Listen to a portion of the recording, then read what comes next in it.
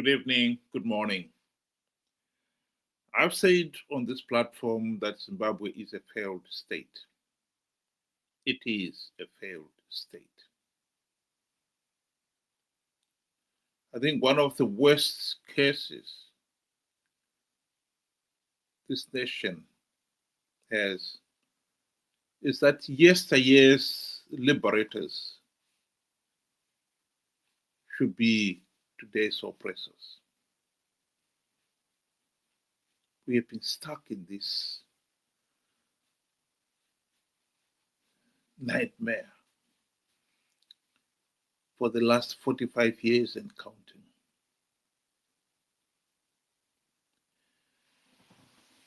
This is the damning testimonial of our failure to govern ourselves. I've been watching on social media 2 videos. One of them showing the heartbreaking hardships that many Zimbabweans faced during the war of independence.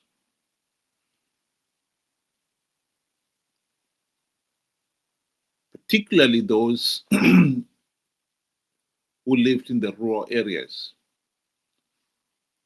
where most of the fighting took place. They were on the cold face of the armed struggle. Others left the country as economic and/or political refugees. And some of them joined the struggle and became the freedom fighters. For those of you who may not be familiar with some of the hardships, those who were outside the country first, here is a test of that reality.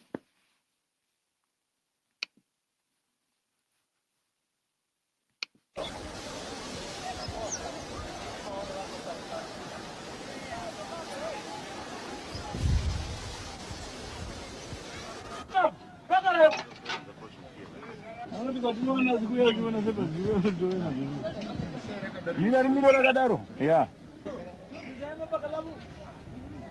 It's all food what you carry in the This is all food, yeah.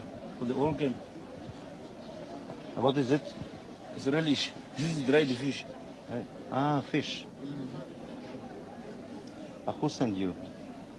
Oh? Who sends? This is Frelimo. It's Frelimo. Of United Nations? Well, we don't know where Frelimo gets. Okay. It might be United Nations or what, but what we know, we accept from Frelimo's hands. Yeah.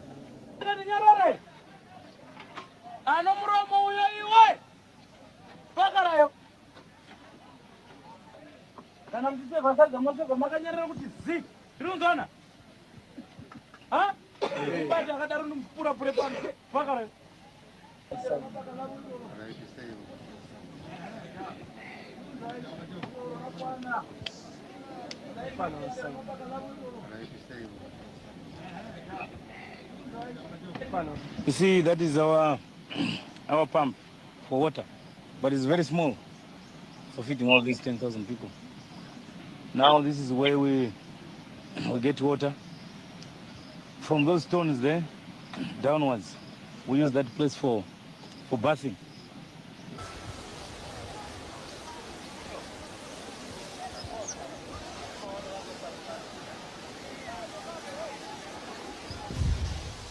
Yeah, jigger fleas, something like that. Now it's a tumbura. Now you see, when it when it enters, you see it balls here and makes lay some eggs. Now when those eggs hatch, you find all of the toes become rotten, and all these toes come out. So you see, the cure is taking each other out.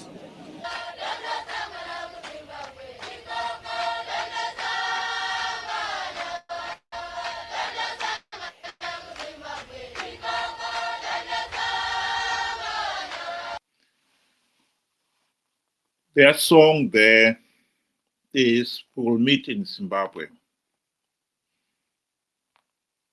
As you can see,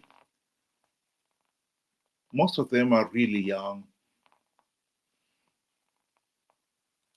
And some of them went there when they were very young and never came back because they died in that liberation struggle.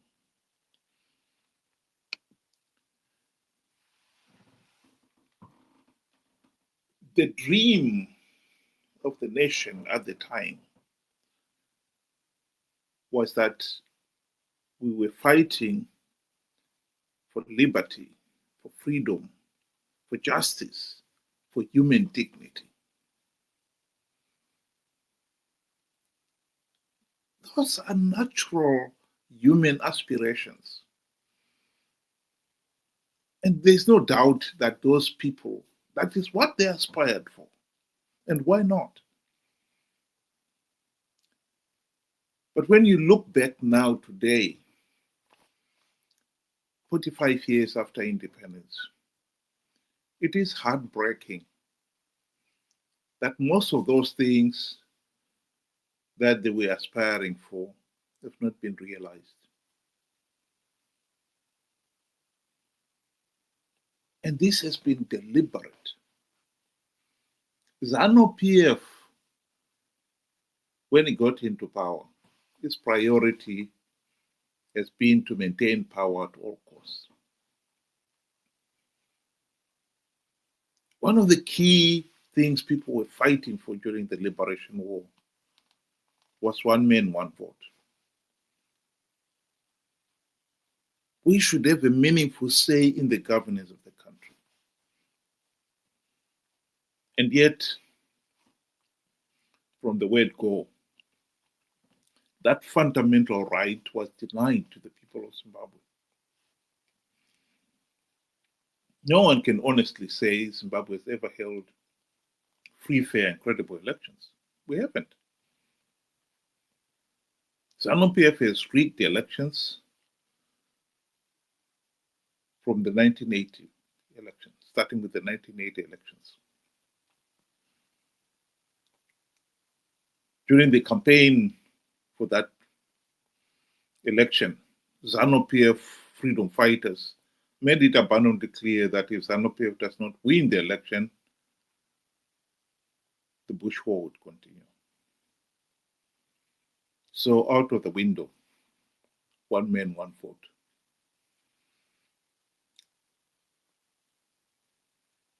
The people voted to end the Bush war. Or so they thought.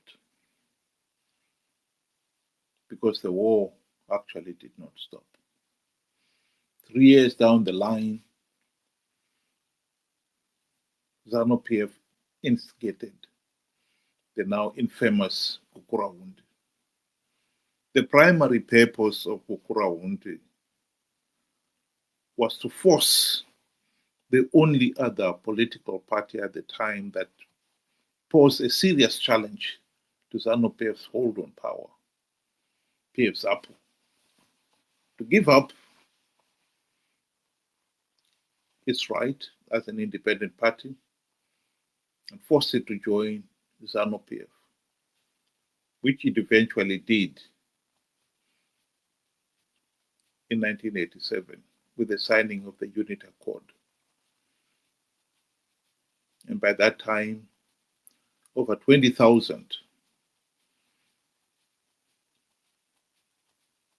civilians had been murdered in that Gukurahundi. And the signing of the Unit Accord paved the way for Mugabe to impose the de facto one-party state that has ruled the country to this day. Here is Margaret Dongo explaining why ZANU-PF has denied the people of Zimbabwe a meaningful say in the governance of the country. They have wrong priorities, especially the current government. How can you go and build an airport which services a few people, and the majority are the elite and the so-called investors? Look at the rural. I made you come to interview me because I wanted you to have the experience of the roads that we are using. If we go today to our hospital there, you feel pity with that's a hospital in a rural area. If we go to our clinic, you feel pity. We have no piped water here. Do you know the reason why the rural people vote for ZANU-PF? One, they're intimidated. Two, the policy is that the rural people should remain poor and subservient to the government. They should remain poor, because if they remain poor, they continue singing the song for their master. This is why these people have been impoverished. It's for a reason. Because at the moment, if you economic empower these people, they'll go out of hand. ZANU-PF will never have control over them.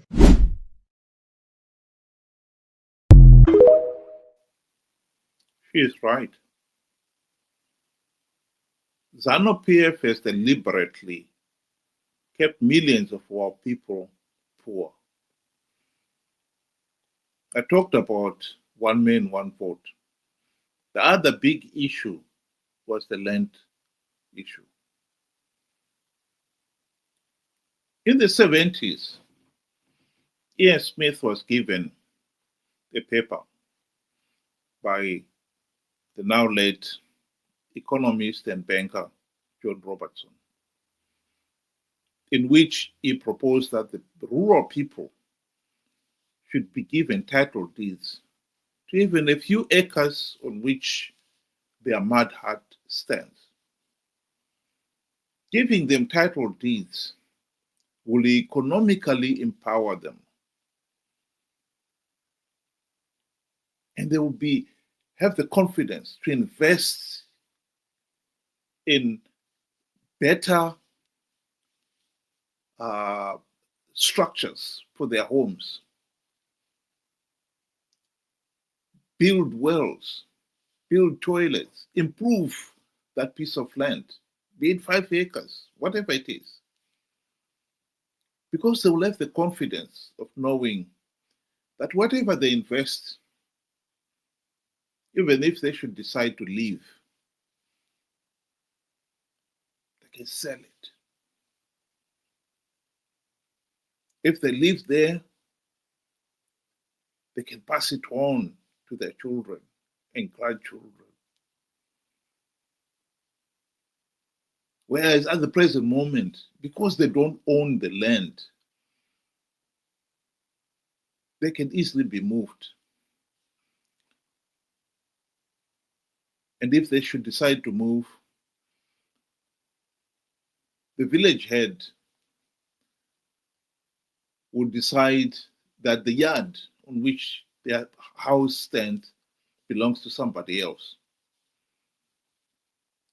And who would want to live in a house where you find 2 meters from the door, somebody says it's my land? Ian Smith refused to accept the proposal because he argued, if I economically empower these people, the next thing they would want is political empowerment. And he wasn't prepared to give that. Interestingly enough, John Robertson gave the same proposal to Robert Mugabe, and he rejected it for the same selfish reason.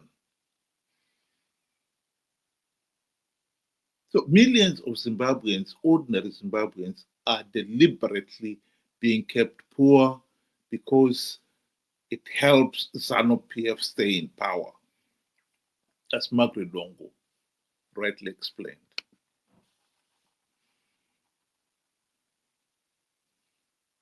We changed. We ended white colonial rule. only to swap one oppressor for another. Our worst case, that yesteryear's liberators should be today's oppressors. No one should live in a structure like that in this day and age. This is the 21st century. And yet, this is where millions of our people are forced to live.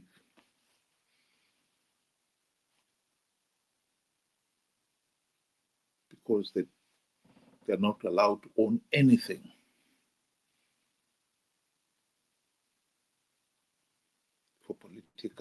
For selfish political reasons.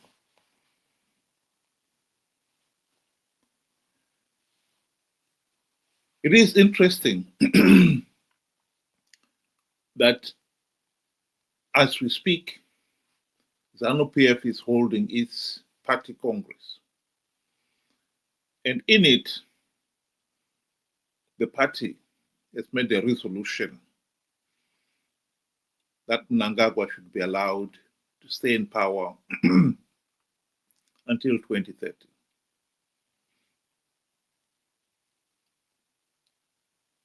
Let's be very clear here.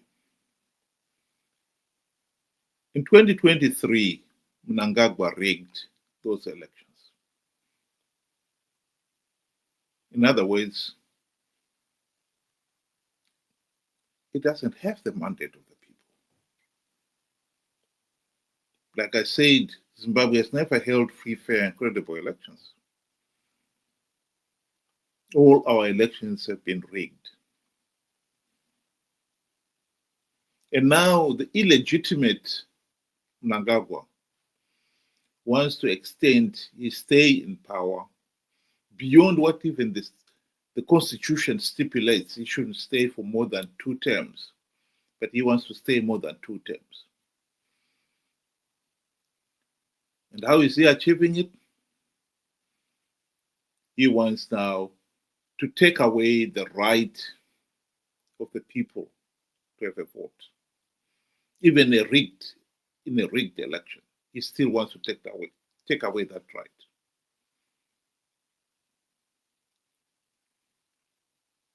And what is interesting or tragic about it is that ZANU-PF has brainwashed the youths to believe that it is in the nation's interest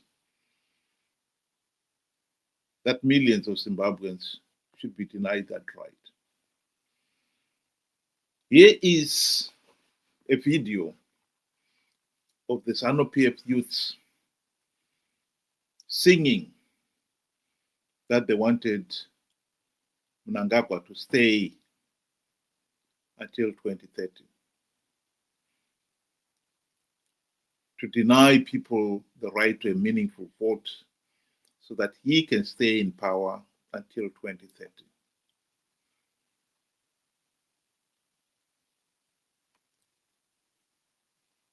Before independence, we saw the youths in Mozambique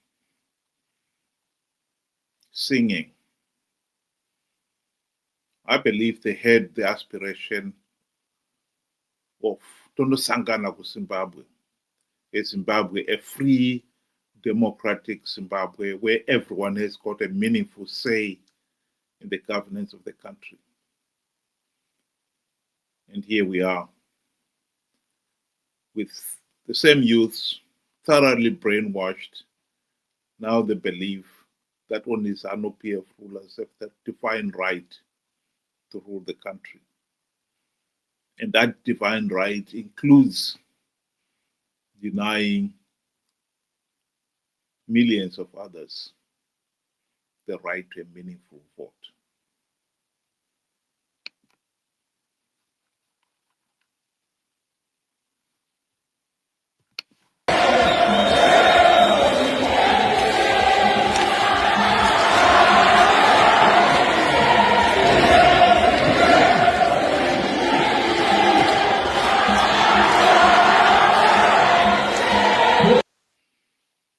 how did we come to this? Tragic. We started with one man, one vote. That was denied to millions of ordinary Zimbabweans from the word go by ZANU-PF. And now, 45 years after independence, with the country up to its eyeballs in the economic mess, we've brainwashed our youths to the point where they believe ZANU-PF has the democratic right to not only rig the elections, but this time to take away even the diluted vote.